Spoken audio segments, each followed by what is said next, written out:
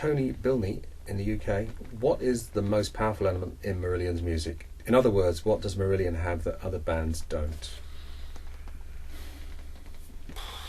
Silence. I think,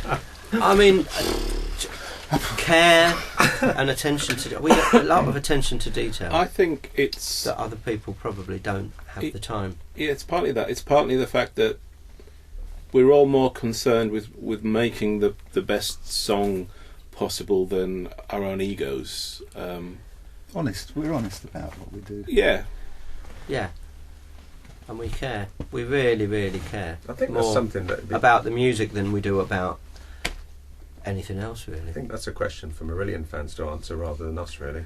I agree. It's very hard to answer that from inside the bowl looking out. So, once more around the bowl, and here we go. During the writing stroke jamming process, are there times when potential songs or various musical bits get tossed because you think they sound too similar to an older song? Oh, yeah. That's from Luke Alminica I think that in happens. Chicago, Happens USA. all the time. That's happened.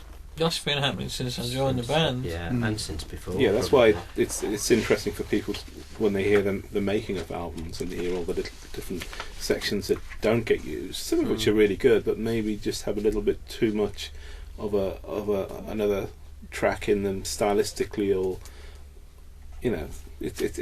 we do throw a lot of stuff away.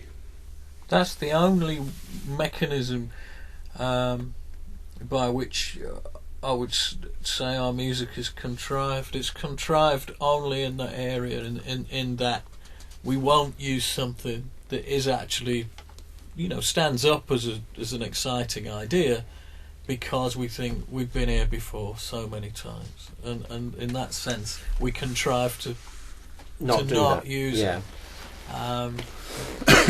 It's the only part of the process, I think, that is contrived. Here's one for Darren Newitt wants to know, Steve, will you be using your new signature guitars on the new album? I should think so.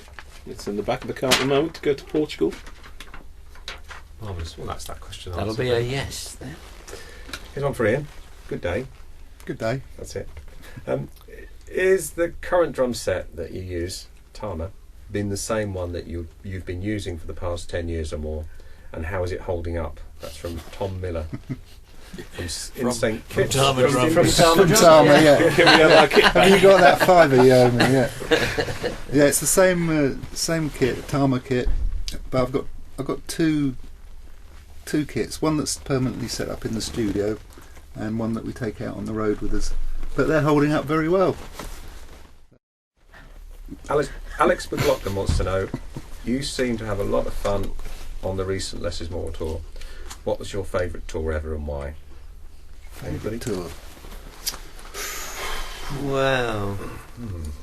Well, my favourite one of them was the Season's End tour. I thought was That was fantastic. That was a good tour. Just the energy. That was really stressful for me. Cause Was it? I was the using keyboards weren't working. Yeah, that's right. I was using some That's Why right. pick that tour? prototype Yeah, software. really. Colin. It Brave was tour, Colin's- that was quite stressful as well, actually. Yeah. I was with Yeah. Mike nearly had a All right, nervous say breakdown. something, Steve. I've just had enough over the Going to South America for the first time. Usually going to places for the first time is very exciting. Yeah, I mean Rio and Sao Paulo were those they two were gigs. they were in incredible. 1990 January. That's I've been right. in the band for a year. We celebrated the anniversary with Bucks Fizz breakfast. That's right. Champagne breakfast at the Rio Palace Hotel, overlooking Copacabana. The weather was amazing. The gig was incredible. I thought I'd died and gone to heaven. It was like a James Bond film, wasn't it? Yeah, it was lovely. You must have thought that was how it was all going to be from then on. Yeah. No, I knew it wouldn't all be like that. I just didn't think it'd be this bad. Yeah, well. Oh dear. Right, well, Giovanni Profeta from Venezuela Hey. wants to know, I just wonder, do you have any particular meals when on tour? Do you try the local cuisine? Of course we do. We did the other day, didn't we? Yeah. We were in Turkey, Turkey Istanbul, last I week. went to Burger King. That was I lovely. went to Burger King in Istanbul. I went to one of the McDonald's all little... around the world, haven't you, Mark? Yeah. Japan, I Fisherman's don't eat Wharf. McDonald's anymore. Yeah, I came home very sick, and I don't know if, to be honest, I don't know if I can blame Istanbul, whether it was food poisoning or whether I just picked up a bug on the plane or somewhere else. But I've been in bed since I got back last Thursday. It was serious. It was. But we all try the local cuisine, don't Yeah, we, when normally, at all possible. We don't usually have any choice. We usually get served up whatever the promoter and the gig decides we're going to have, and that's usually local. Yeah. So, we rough it a bit. We do. Sometimes it's good though. Sometimes.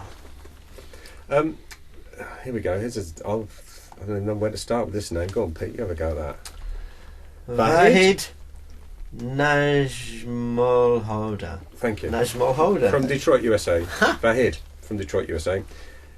As you chaps travel the world on tour, or even holiday, where have you found you'd love to establish a second home and why? Don't worry, your fans won't hold it against you if their hometown isn't picked. Well, Detroit isn't going to be on my list, I'm telling you that now. Oh no, Sorry about sadly not Detroit, no.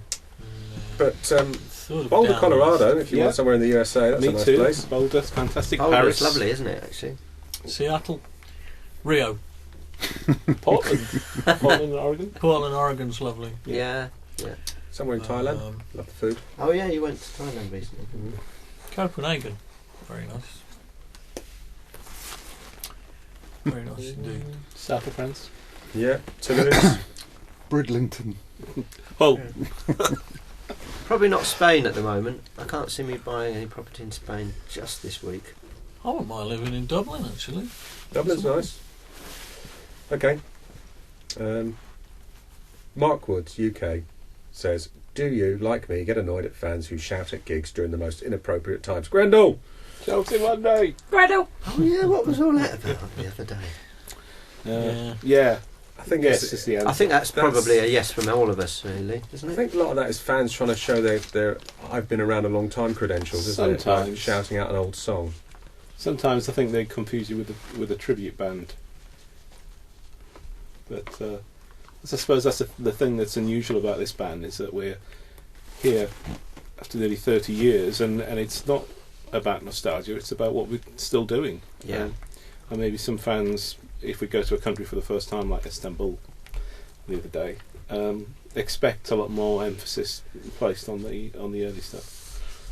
But Which tough. I suppose is understandable from their point of view, but Well, that's what you mostly get with bands that have been around a long time, or bands that have reformed after 30 years. yeah. They go out and do their most well-known album from the 70s or the 80s or whatever. So we are very unusual in that respect. And lucky, I think, as well. But yeah, I wish you wouldn't do it. Mark. I mean, we do second that. You know, we save the sort of nostalgia occasions for conventions. More of that later, maybe.